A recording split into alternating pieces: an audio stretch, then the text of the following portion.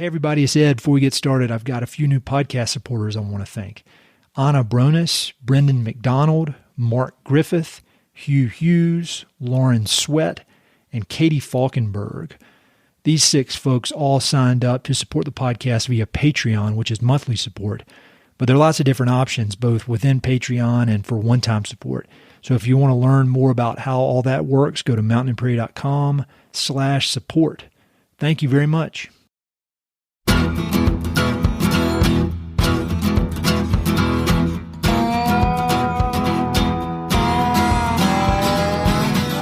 Hey, this is Ed Roberson, and this is the Mountain and Prairie podcast, where I introduce you to some of the innovative individuals who are shaping the future of the American West. I meet most of these people through my work in land conservation or through my hobbies and interests that revolve around spending time up high in the mountains. My guests include ranchers, writers, entrepreneurs, conservationists, athletes, artists, adventurers, pretty much anyone who's doing important work, has an interesting story, and loves the American West. My guests today are Marci McLean and Cora Neumann. Marci and Cora are joining me for another episode of my ongoing series called New West Dispatches. In each New West Dispatch, I break from the normal Mountain and Prairie format of discussing a guest's personal experiences, influences, and life story, and instead we spend the hour diving deep into a specific, timely issue that's creating challenges in the American West. The goal of these episodes is to offer a clear-eyed examination of a pressing issue, then to highlight the people and ideas that are helping to solve these sometimes overwhelming problems. These episodes are meant to educate and provide actionable information, while also offering hope and optimism in the face of challenges. In today's New West Dispatch, we'll be discussing COVID's impact on Native communities in Montana and throughout the American West. Marci and Cora are uniquely qualified to discuss this topic, as they've been on the front lines of Montana's public health response to the devastating effects of COVID across tribal lands. Marci grew up on the Blackfeet Nation and currently serves as executive director of Montana Native Vote, an organization with the mission of building leaders in Montana's Indian country. Cora Neumann is a PhD-level public health expert and the founder of We Are Montana, an organization that supports public health leadership across rural and native Montana. In early 2020, when it became clear that COVID was a true threat, Marci and Cora teamed up and took action, offering much-needed education, funding, and support to combat the virus in native communities. We had an enlightening and educational conversation, and I'm so grateful to Marci and Cora for joining me to share their experiences and wisdom. We start out by talking about both Marci and Cora's backgrounds and how they decided to take action as the pandemic descended on Montana. We talk about the specific factors that made this pandemic so devastating to Native communities and why Native Americans suffered the highest death rates of any community in the United States. We talk about the Native response to the pandemic, what worked, what didn't, and some specific success stories. We also talk about the vaccine rollout and how Marci and Cora see the next year playing out. And finally, they both offer up some excellent book recommendations on Native American history, culture, and current events. The notes for this episode are even more robust than usual, so be sure to check them out for links to articles, resources, and further information on everything we cover. Thanks again to Marci and Cora for their hard work and focus on this important issue. I hope you all enjoy and learn as much as I did.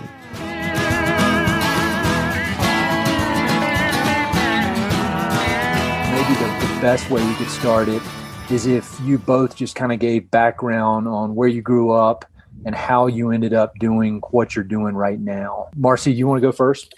Sure. My name is Marci McLean. That's my Western name. My Piikani name is Istuwani. It means flies in the front. I am Amskapi Piikani from the Blackfeet Nation. The colonized name is Blackfeet. Our traditional name is Amskapi Piikani. And that's up in the northwestern part of Montana. I was born and raised there. It's where I call home, and someday I'll move back there after my kids are all grown. What else did you want in our introduction? Maybe just kind of how you ended up in the middle of this crisis and trying to find the problem. I mean, what is your professional background and kind of how did you get to this point to be so uniquely qualified to be playing such a big role in this? Well, first of all, I feel my role is very minimal, but I So I have my education and my history, my work history before working with these organizations. I was in the health field. So I've always had a bone for healthcare. In the military, my specialist, my MOS was 91 Alpha, 91 Bravo, so medical specialist, which is equivalent of a civilian EMT. I went into the service when I was 17, at least went into basic training when I was 17. So healthcare has always been something that, I've cared about. My AA degree is physical therapy assisting. My BA degree is in human biology. So it's something I've had a tendency towards since I was younger. And then I got involved with these civic engagement organizations in 2012 by happenstance. I had somebody ask me today, how did you get there? And I'm like, well, I really don't know. I mean, I know how I did it, but like why and so far from like where I've been on the trajectory in life in my later years. So yeah, my initiation cycle into the Montana legislature was in 2013. And at that year we were trying to get Medicaid expansion passed. And I testified for Medicaid expansion in Montana with my 9-year-old daughter at the time. And just that experience of like talking about why we need Medicaid expansion in our state. My sister had been recently paralyzed in a car accident. And so we really had, firsthand experience of what Medicaid covers, as far as supplies for her, just for her ADLs, her activities of daily living. And then I was on Medicaid back then because I was in college and working 2 jobs and a single mom of 2 kids. So, I really realized the importance of it and realized that I had a say as a human being, as a Montana citizen, as an Indigenous woman, as a Two-Spirit person. I had a say in how the policies can be created, how they are created, and how they are implemented. We're not always listened to, but that was, I felt empowered and I felt, like lifted up by the folks that were doing that work that year in the state legislative session in 2013. So that kept me engaged in the policy advocacy work and the civic engagement work. And I just wanted to see other Indigenous, my heart and passion is with Indigenous women and girls, see their voices and their skills and their expertise and their knowledge to be part of these systems that create policies that govern our lives and that impact, our daily lives and our quality of life. So that's why I believe I stuck around, is because I wanted to see other younger Indigenous girls playing these roles and being in these halls of the capitals and the United States Capitol and all of these other places where policies are made. And that's really, what kept me going in all of this work all of these years is because I grew up and I didn't get into this field until I was in my late 30s, into the advocacy world. And I just think back, what if at my daughter's age, I had been introduced to the Capitol? I had been introduced to how powerful my voice can be. Like, where would I be today had my life, where Lord only knows, but I think one can only help but wonder, like, where would I be and what if? And so to help, other girls think about that before they're in their late 30s, that's kind of a goal of mine, is to expose people to a lot of work. And like, even in the conservation world, my passion is just to connect folks to things that they're passionate about and ways to have their voices and perspectives part of the conversations that are really, kind of guiding the sails of us flowing through our daily lives and the decades that come ahead of us.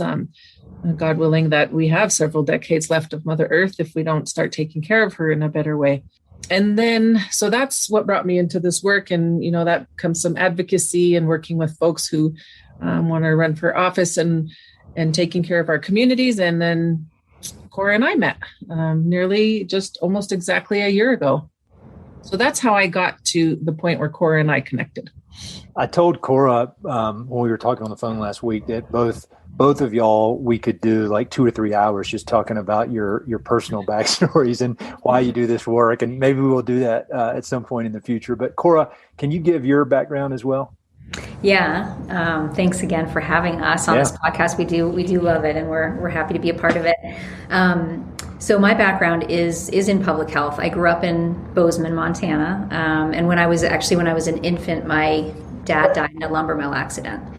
And so we really been closer to the care that he needed, he might have survived. And so I had a very early life lesson in the challenges of access to rural health care. So, I entered the world with that lesson and that determination to try to fix that challenge. And then the other thing growing up here, going to school here in Bozeman in the 70s and, through my education, I learned very little about Indigenous communities.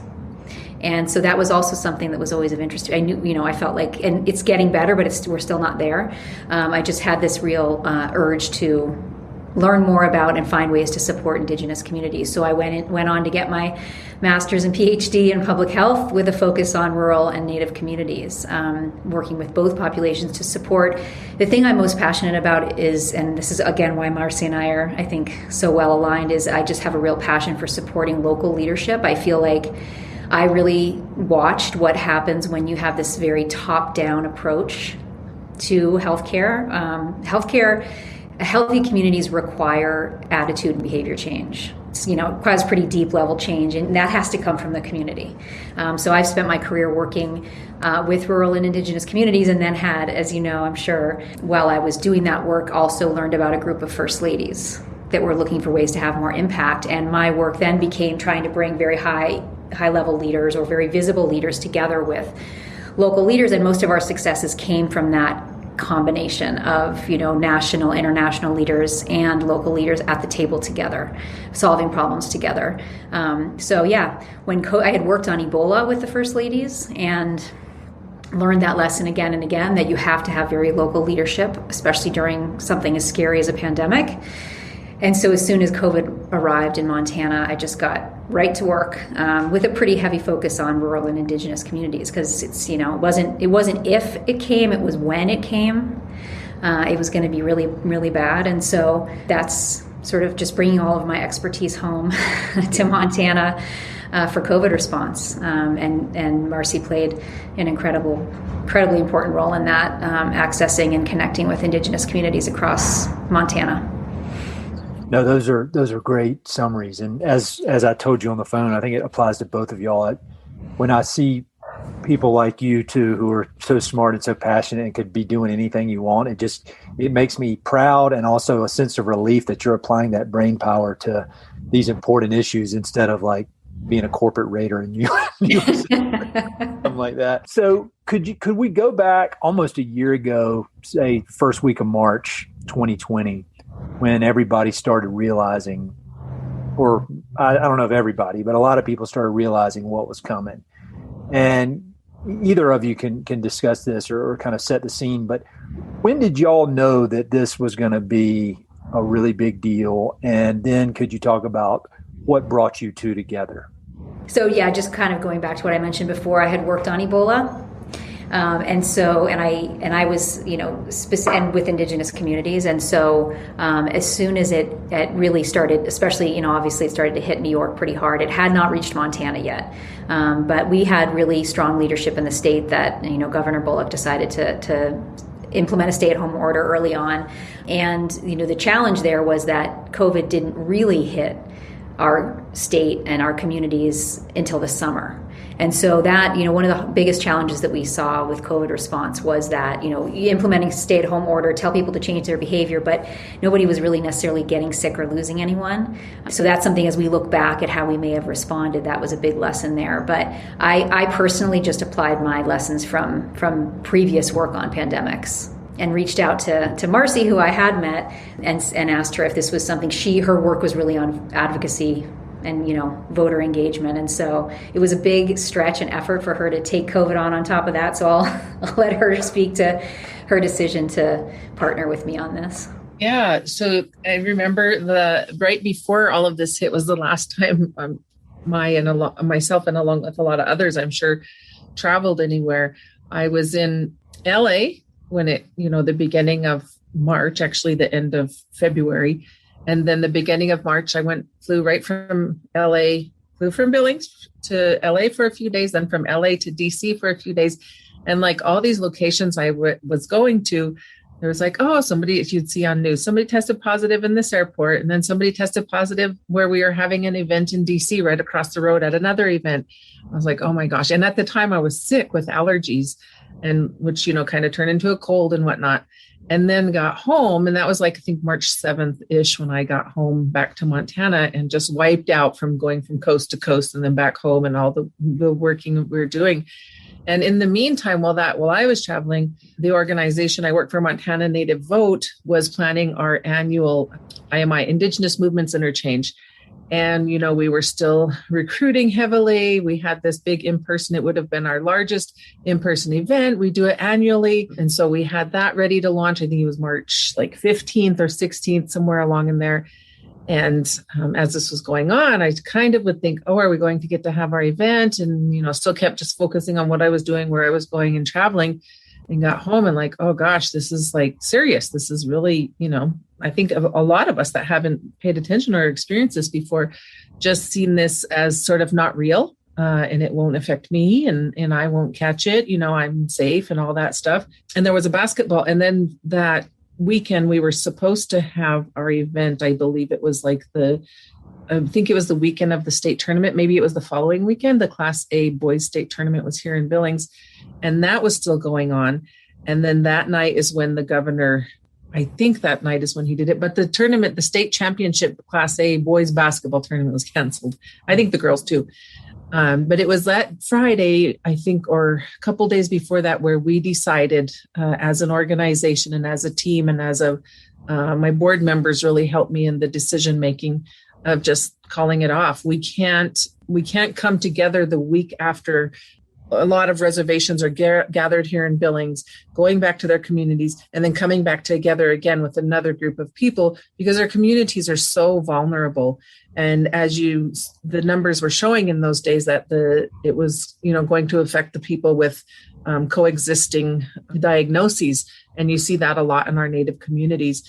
So we made the hard call. I remember driving down 27th Street up by the airport and talking to my board and sending the text or making the call to my team and saying, we have to pull the plug. We can't go forth with it because of the safety of our communities. And it actually made me cry, because it was such a hard decision to make, because our event is so important in bringing our communities together to talk about change that's going on in our communities, to share ideas, how to build change and create change. So that was like the first, and then I think Cora you and I were talking through that week because you were going to try and come over for it. And then it was canceled, and we kept talking, and we were going to continue. We wanted to continue our voter engagement work and our census work, but I didn't feel that we could do that and not provide some sort of assistance or something to the communities. It just would have been really inhumane to go into the community and say, hey, make sure you get counted and make sure you register to vote, and not be talking about the dire situations that were going on in our communities with the high rates of infections and, just what was at risk. And for us, I think a lot of what was at risk is our future and our past, because our elders were, some of the most high risk populations. And they hold our history, and they hold our language, and they hold our future, and they hold our past. And so that really pivotal and connecting generation would have been, I think the most, and I don't know if they were the most hit because I haven't seen who are the folks that died from it. I know on our reservation it killed, I think, around 40 some folks last summer. I don't know. I haven't checked this year though. Then the partnership with Cora and I just started, and Cora had the experience with Ebola and public health from, a career perspective. And I had the experience of our Native communities from living on a reservation and growing up in the Native communities and working with the Native communities for the past 10 years in doing community organizing work. So I think, at that point, we realized that we had the connections, and with Cora's expertise and her connections, it created an opportunity for us to have a real impact in educating our communities about why to wear masks. I really just remember, Cora, the meeting with you and your team when one of you said that we have to tell them why to wear the mask, not just wear the mask. And that started to come back from our communities. Wow, I didn't know you had to wait 5 minutes. I didn't know this, and that. And so we launched an educational, I guess, campaign, if you will, educating like Blackfeet Community College and Browning Public Schools and Northern Cheyenne Head Starts and just general community members to share with them about how the virus is spread and how to protect ourselves and why we should stay home. And also like bringing food and hot water heaters and cleaning supplies and PPE and all that stuff. And it was all possible because of the partnership with Cora, with her connections and our work and all the things we were doing. It just fit perfectly together to provide some relief for our communities. There's several follow-up questions I have on that, but the first one that comes to mind is what did you find to be the most effective way to communicate some of these important, like wearing a mask? Because, where I live in Colorado Springs, there's still a bunch of people who want to argue with you about masks. And so I imagine some of it was trial and error. I imagine some of it was your, y'all's training and your experience in public health. But what worked for convincing people, whether it's mask or whether it's just, altering your behavior or getting this, somewhat complicated, somewhat unknown information in front of people. So to take it from an idea to an action that will help the community. Going back to, so one of the things that we did when we first brought tribal leaders and community leaders together, we were working with the former White House pandemic team. So the Beth Cameron, who ran the pandemic team under Obama, and then Trump until he disbanded it.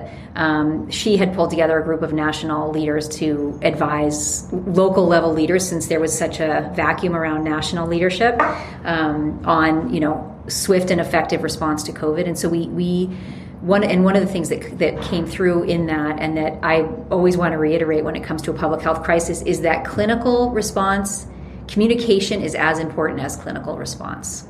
So you can set up hospitals, clinics, deliver masks to every single individual, but if you are not communicating effectively about why, and if you are not engaging local role models and local leaders who will put the mask on and say we need to wear masks, especially in a pandemic, people will not listen. And so that was one of the things that we really just hammered away on from day one, was communication is as important as all of the other PPE and clinical response that we can deliver to communities. And so a couple of the first efforts and campaigns that we supported were mask wearing campaigns. So there was one on Cora Nation called Biluge Strong, run by a woman named Ember Singer, and she was photographing young Indigenous individuals with their masks on and sharing stories about why they're wearing it. And CSKT had a young musician and rapper make some videos, and I know on Blackfeet, I think one of the tribal leaders had a video with him and his son. And so from my perspective, and this is again based on experience in Ebola response, was local role models. Get people, just like, in non-native communities, you need the local, both, regardless of political background, you need the governor and the mayor and the local teachers and preachers wearing masks and saying this is why. It's not going to come from the top down. It's going to come from communication from people you trust. So that was really like deep in my mind and experience, was this central, almost as important as clinical, was the communication and getting those role models out there, taking photos of themselves, posting it on Facebook, talking about why it matters. So that was definitely a big push right from the beginning.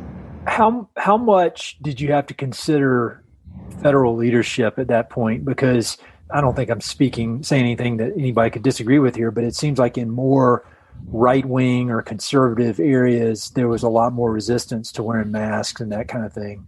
Is that something, I know every community is different, but overall, would you say that was a challenge you had to deal with? Were Native communities, how much were they paying attention to what President Trump and his crew were saying, or compared to, say, other areas of Montana or the West?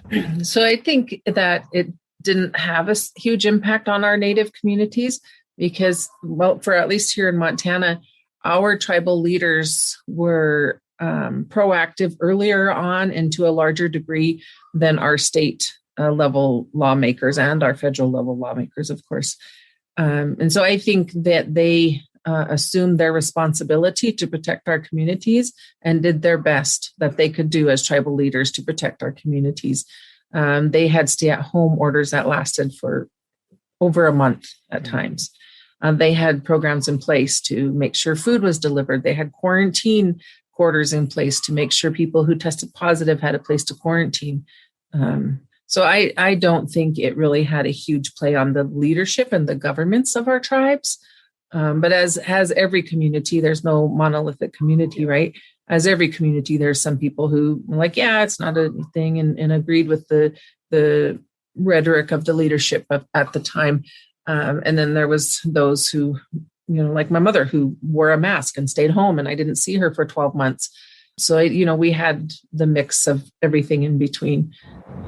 And I think I definitely reiterate that the Native leadership on COVID response here was stronger for the most part than county and even state leadership. And the resistance to mask wearing and to stay-at-home orders in the surrounding counties was very strong, which is, if we're going to get into why it impacted Native communities so hard here, that's one of the reasons, is that there was resistance. And I think at the federal level, the real problem, and I think many of my public health colleagues agree with me on this, the real problem was actually chaos. The changing directives constantly, right? It was so hard to keep track of, what was right and what was wrong.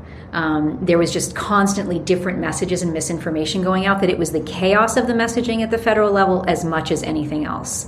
And I think that people need, pandemics are scary.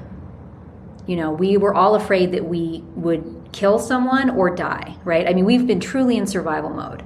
And so you need strong direction from people you trust almost on a daily basis in a pandemic, in a pandemic, especially as fast spreading as this one. And so I think it was the chaos that was created. And then there was certainly resistance and people, resisting stay-at-home orders and mask mandates that really had an impact on Native communities here, the resistance in the surrounding communities.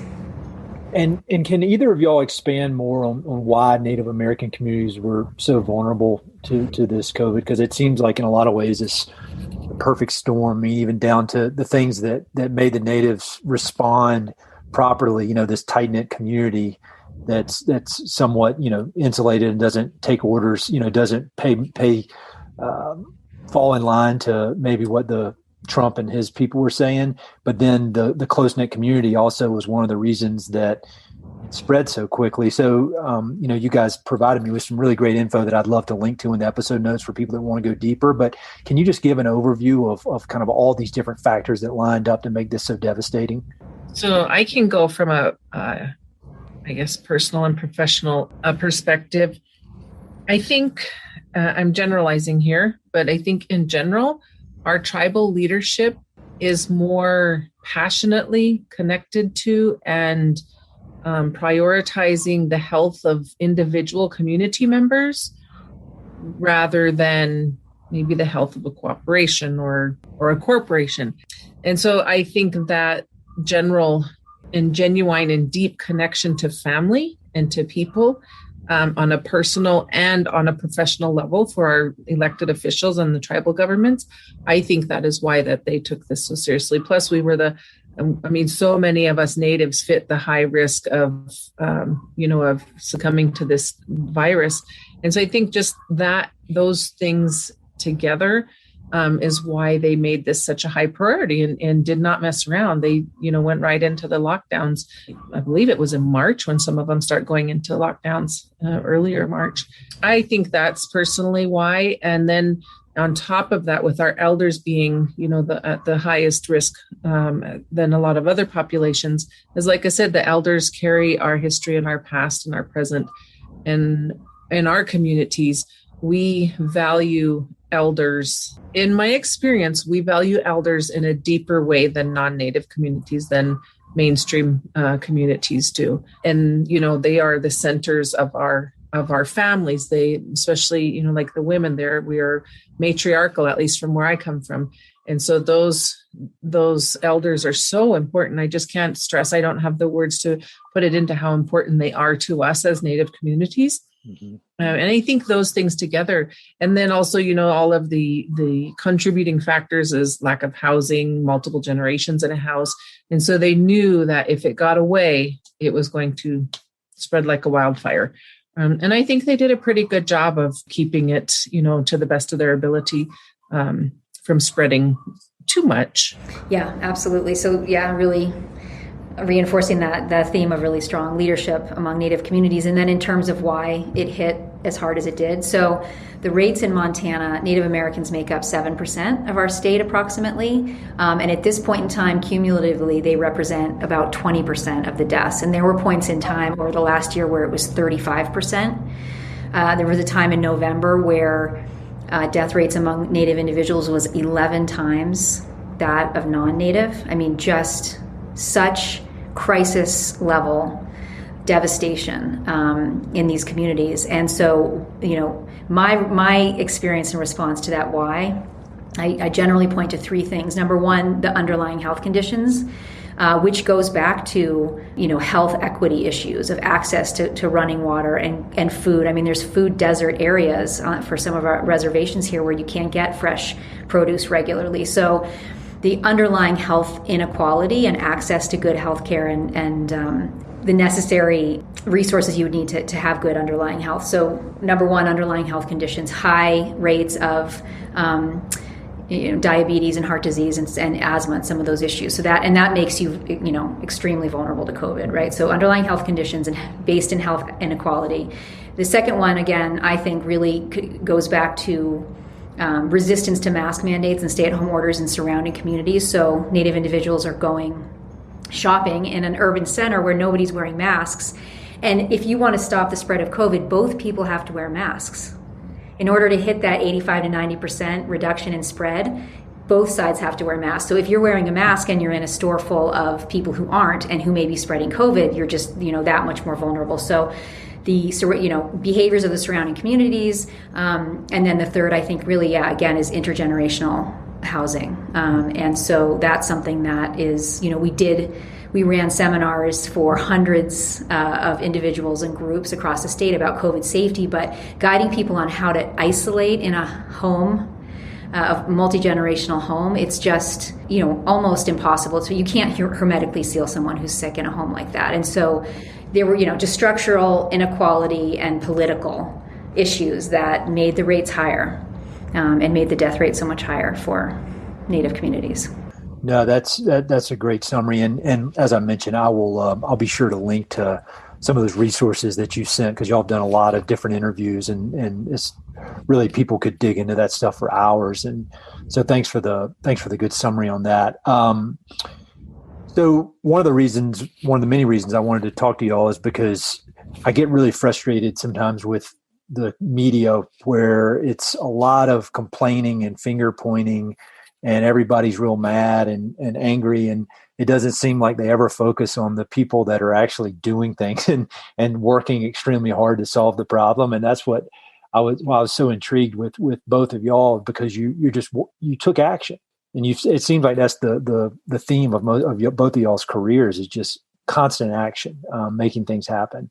And so can you share a few of the success stories and maybe more detail about what y'all have done with the educational component? And then I know that you've had some successful fundraising as well. And maybe just brag about yourselves, if you will, for just a moment. I know it probably goes against your nature to do it, but please, for 10 minutes, brag about everything you've done.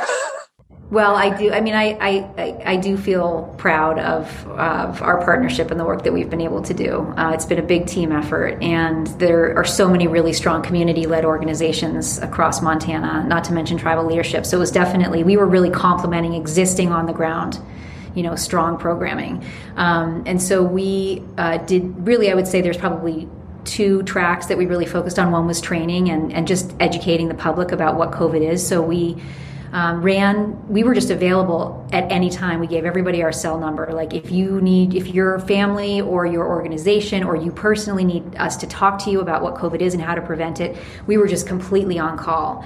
And so we ran, COVID safety trainings is what we called them, for at least over 400, is probably, past 500 by now, community members around the state. So they were either leaders or local, just, community members, heads of household even. And so just really, going through how to stay safe. And one of the things that, we realized somewhere along the way, probably 3 or 4 months in, was how important it was to be available to talk to people about this stuff, again, almost on a daily basis, because the news was changing all the time and people would think that they understood and then they'd get confused. And so being sort of a trusted, steady, consistent voice or resource to listen and answer questions, I think just that in and of itself, I feel really glad that we were able to do that, just because of all of the fear and the stigma and the confusion. So yeah, probably over 500 community members. And then we trained more than over 100 public health officials and different health practitioners across the state on really trying to understand, so when do I shut down? When do I open up? What do I tell my the local people who live in my town about? Like, our lead public health officers were also constantly inundated with questions. So we ran a few trainings with the University of Montana and the COVID local group.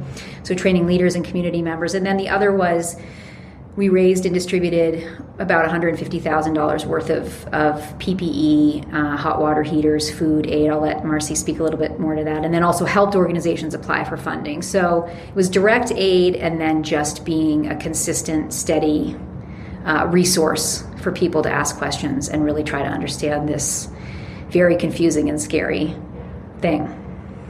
Yeah, and I think we can't go without mentioning, like Cora said, the people that helped us. We had so many folks helping us. Some, I don't even know who they are. One time there was a pallet of disinfectant spray that was dropped off, right? A whole pallet. And we still don't know where that came from. We would get boxes of masks. We'd get, hand sanitizer. We'd just get and face shields. Things would just show up. And so it really took a community of people to do what we did. And I know I'm supposed to be bragging about myself here, but that's just hard. And I don't think we couldn't have done it on our own with just us two, right? We did provide our exemplary leadership to get this going and to lead the efforts and to stay vigilant, through the pandemic, because it was not easy for anybody to stay vigilant right through the pandemic. But the local community members and the frontline warriors, those are the ones who really have the stories to tell. The people that were running around their communities for 16, 18 hours at a day for, what did the one guy on the Incident Command Center in Browning, I forget, like 4 months every single day, 16, 14 hours with just a day off here and there. So those are the folks in my mind that really have the stories to talk about where did their resilience come from and how did they keep going. And I think I'm just so thankful for the people who supported and helped our efforts and we were able to, combine our forces to really help our communities. And $150,000 might not sound like a lot, but it meant, life or death in some of these situations. Hot running water was something that I learned that people don't have in all of our Native communities. So we did our best to try and, get the hot water heaters to them. And the challenge in that was getting them installed because the reservation was on lockdown. And so the people who were working to install them couldn't go in the houses. So that had to wait. So there was a whole lot of other complex, facets to the work that we were doing. So we really worked closely with the incident command centers on the reservations as well for direction and guidance. And we also had community organizers and all of our tribal nations and our urban areas that were really our boots on the ground and eyes and ears and, all that stuff on the ground as we worked through figuring out how to provide this to our communities. But again, it wouldn't have been possible without us coming together.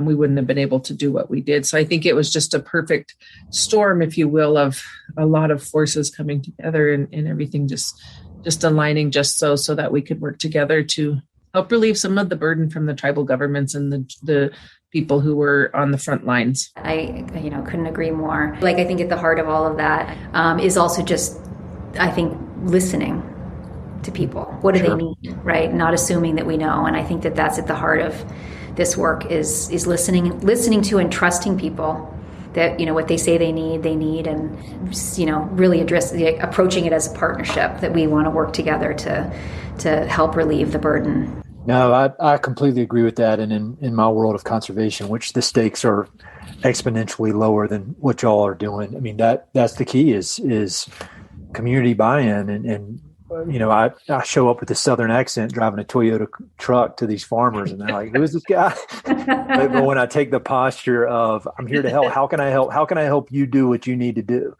And it takes a while. They're like, all right, let's see if we can trust this person. But I think there are lessons there for whether we're talking a global pandemic or trying to keep a farm in production. I think there are lessons that everybody can apply there. I think if more people applied those kind of these community focused approaches to things, I think we'd be a lot better off. How are the vaccine rollouts going, and how do you guys see things playing out for the rest of this year, 2021? I can jump in on that. I'm also on the state COVID vaccine task force. Do you sleep? That's what I say. How do you do all this stuff? She both just of you. never stopped. Both of us, Marci. We're both always telling each other to rest. So vaccine rollout, one of the things I shared with you, I think when we spoke last week, Ed, was that Montana actually was the only and first state in the country to prioritize Indigenous and people of color in vaccine rollout. So it's going well here. Any Indigenous person or person of color could get the vaccine starting January 29th. And again, the tribes led on COVID response in many ways. They're also leading the way on vaccine response. And Blackfeet Nation is currently reporting 95% of eligible enrolled members being vaccinated. And that's, they're close to 100. I think Crow is around 30%. And in Great Falls, let's see, as of March 12th, I'm just going to share this, 75% of Indian Family Health Clinic patients were immunized. So they're up to 60% in that area. So there is really strong, receptivity and vaccine rollout. When you look at Montana and our vaccination rates, one of the reasons they look high is because our tribal communities are getting vaccinated. And it definitely differs, right, across communities, and Marci can speak to that as well, but it's definitely going really well. And it kind of helps underscore, again, the leadership in these communities, that anything that's happened that's been, the high illness and death rates are not for lack of trying. There's clearly really strong leadership here. And that's very much demonstrated in the vaccination rates. How do we kind of get back into whatever the new normal is? Say September 2021 or October 2021. What do you think? What's it going to be like? So I think that here's my soundbite. No variant is a match for a really comprehensive vaccination campaign. So the variants are a serious problem, but if we vaccinate everyone, they're not going to be. And I just want to say that every day, all day long. No variant is a match for a really strong vaccination campaign. So if we want to get back to normal by the fall, and they're making a huge federal push to get the vaccine out, so it's possible, everyone has to get vaccinated. That's it. If people don't, and if resistance continues in certain areas, the variant will come and it will be dangerous. Variants will come and they will be dangerous. So yeah, that's my soapbox. Very strong advocate for that. That makes sense. I got my second shot the other day. The clinic around the corner had extras, and I said, "Are you sure this is okay?" And they said, "It's going to go bad if you don't take it." And so I took it, and saw my parents for the first time in a year and a half over the weekend. So it seems like we're on the right trajectory, but as this has shown us, you never know what will happen. So how can people help? I mean, I think the people that listen to this podcast, they're super engaged, super smart, but like everybody, there's just so much information flying around, and it's hard to really discern, all right, how can I help, or how can I get involved with this? And then another, something else will enter there, catch their attention. And so, I mean, what could somebody like me who is engaged, wants to help, wants to learn more, wants to be curious, what can I do to help? Cora? Well, I would say, in general, my number one piece of advice, I guess now, or request, actually, my number one request from any of your listeners right now is please do everything you can to help support the people in your lives to get vaccinated. If they are nervous about it, if they need more information on safety and, potential side effects, whatever that is, do what you can to do some research and really talk to them about the seriousness of, if we don't reach 70% vaccine, herd immunity, this pandemic will come back. and we will have another, we'll have to shut down again, et cetera. And I don't want to scare people, but I just want people to understand how absolutely critical and what it is. And if you're non-native and you can get your non-native people to get vaccinated, then you're helping to protect Native communities. So that is on, absolutely number one duty above all. That's from my side. That's the thing I could think of too from the most is just encourage others to get vaccinated. And I think, if you don't care about natives and don't want to do it to protect natives, think about the kids, think about your neighbors who fall under that high risk category. There was a little boy here I believe it was in Billings, somewhere here in Montana. He had beat cancer twice and then died from COVID. So think about those little kids, these kids that want to go back to school, these kids that don't want to wear masks to school. If you have a heart, talking to the listeners out there, if you have a concern, and do what it takes to encourage others to wear masks and get vaccinated. You see a lot of people posting photos about getting the vaccine, or, do the hashtag I am vaccinated, or I don't know what the hashtags are out there for it, but really feed into the social media campaigns that are showing that, yeah, it's cool to get vaccinated. It's a cool thing, right? To have a needle stuck in your arm. But, I just think that's like the biggest thing we can do is just get vaccinated, encourage and show others around you that it's okay and it's safer to get vaccinated because we're taking care of each other. And I think that's all, deep in our humanness, we want to take care of each other. And I think that's a critical way to do it in these times. And I think in terms of anything related to more like long-term systemic change, addressing the underlying health conditions that make certain populations more vulnerable, I'm always a big fan of finding ways to hire and work with communities and individuals and contribute to efforts like food sovereignty or, gardening and agriculture projects, things that bring healthy food to communities, and partnerships, I really think, as opposed to just donations. Donations are great too, but I think finding ways to really engage with and work together with communities is the way that I recommend getting involved. Mm-hmm. Yeah. Another small thing that can make a huge impact is I challenge all of the listeners to find out whose land they are on, wherever they live. All parts of America belong to indigenous peoples at one time. Well, not belong to us, but we were the original inhabitants of these lands. So find out what tribes lived on, hunted on, harvested herbs or roots or anything else on the land from which you live. And that's a good way to start building those relationships with the Native Americans. I think, most of our states have some Native population, but all of our states are on original indigenous land. Well, and speaking of that, I was wondering if either of you could recommend some books, because one of the favorite things that listeners take away from a lot of these conversations is book recommendations or resources, online resources, films, to where they can go off and spend some time learning more about these issues. And, I need to read more about, I need to just quit reading so many books written by white guys that look exactly like me.